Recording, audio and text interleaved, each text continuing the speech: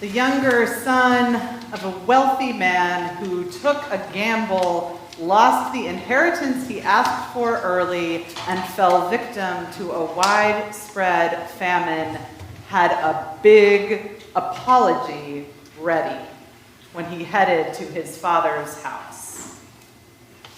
But as it turned out, he didn't need it.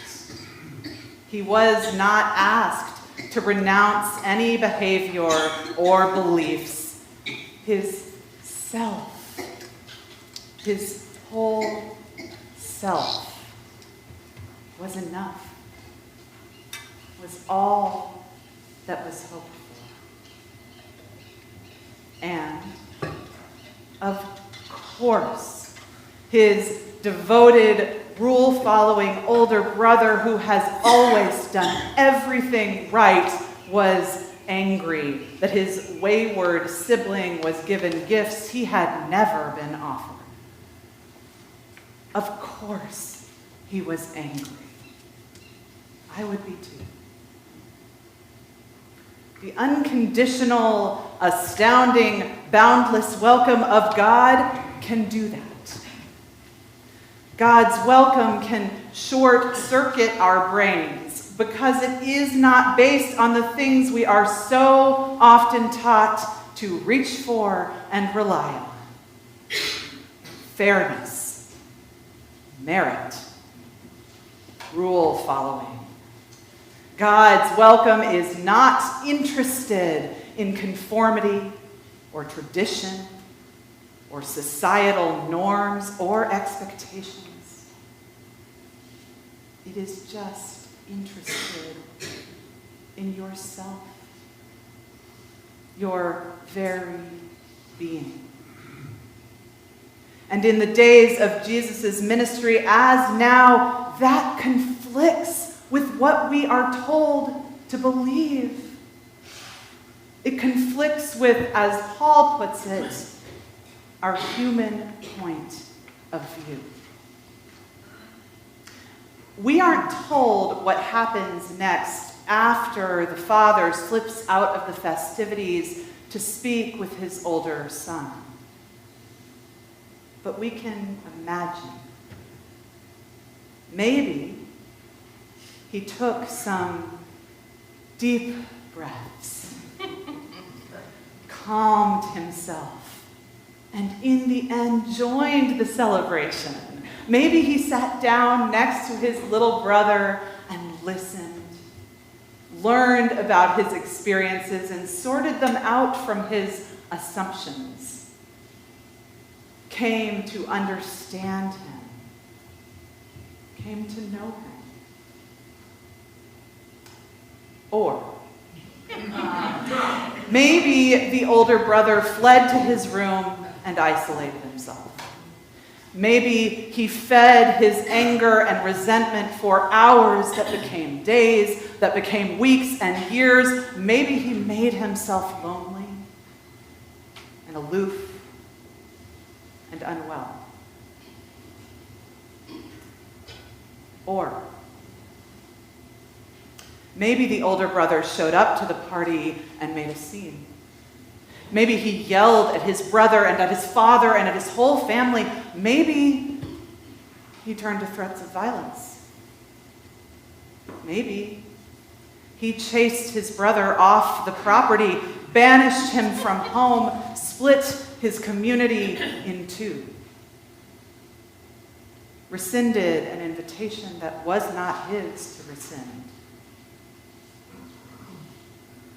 I've tended to think of this possibly most famous of Jesus' parables as a kind of funny little story with a moniker that everyone knows, the prodigal son. But today, I've got to say, I feel something deeply menacing stirring in the background of this tale. Because I know now that when the welcome of God runs up against human points of view, it can spark a fire. and that fire can spread quickly. When welcome and acceptance extended to someone we fear or hate or don't understand elicits strong emotions, we have a choice to make. We have the same choices the older brother of Jesus' imagining had. When this happens, we can examine and interrogate our human point of view. Accept our own invitation to the party, join in the feast, and seek knowing and understanding. Or we can choose to believe the welcome we witness is simply wrong, a mistake, and feed our anger and resentment in miserable isolation or factionalism.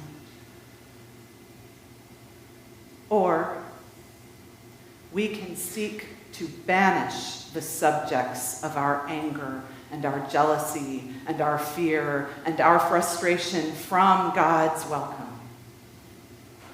We can chase them from home. We can split the community in two. We can rescind an invitation that is not ours to rescind. And when we choose this last option, I'm afraid we may be putting ourselves between God's welcome and the ones that God welcomes. And that is a precarious place to be.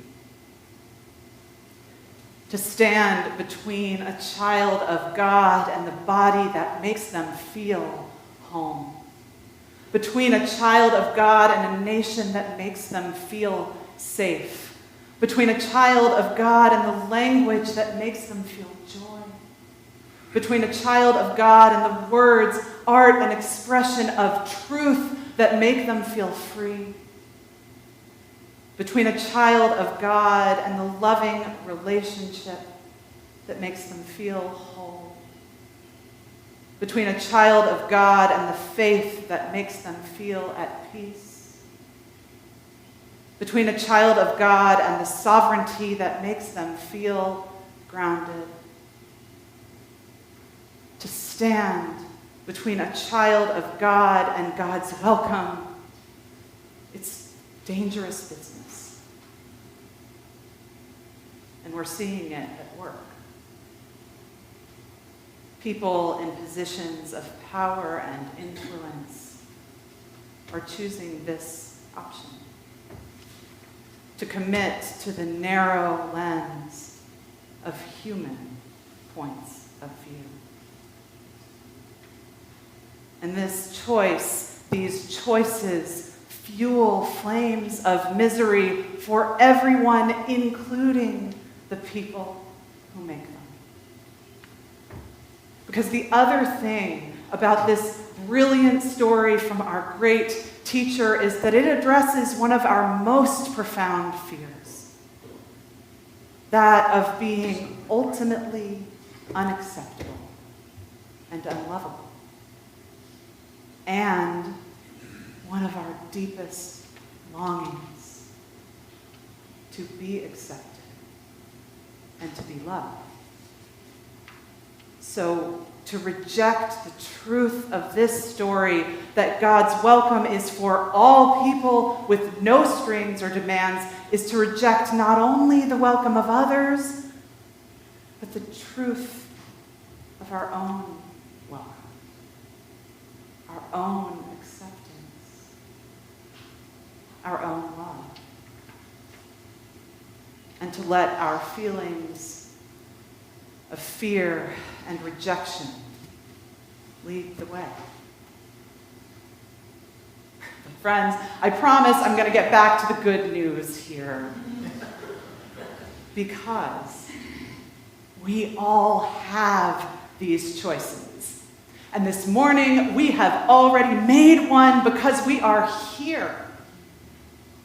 where, like Jesus, we welcome fellow sinners and eat with them every single week. All are welcome is not a cute catchphrase to take for granted. These are words that conflict with widely held human points of view.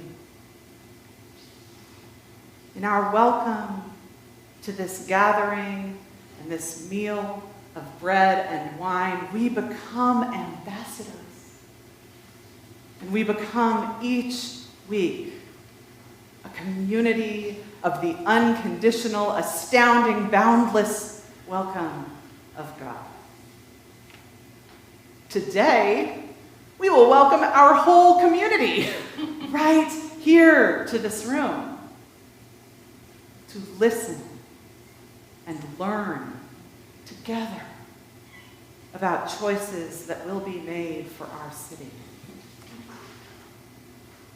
Now, it is not lost on me that I must be prepared in these hard days to make hard choices to welcome those who have made choices that make me angry and fearful when given the chance.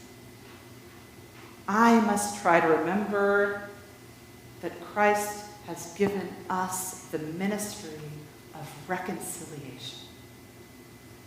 Try to remember that my own human point of view running up against God's welcome can spark a fire just as efficiently as anyone else. Thank God I have a community to show me the way. It is good news that we get to choose. That we all get to choose, because enough of us making the brave choice to believe and show that God's welcome is for all people and to believe that God's welcome is for us, that can build a movement. A movement inspired by this fellow, in the words of the Pharisees, who welcomes sinners and eats with them. And that, I do believe, can turn tides, can make change, can put out fires.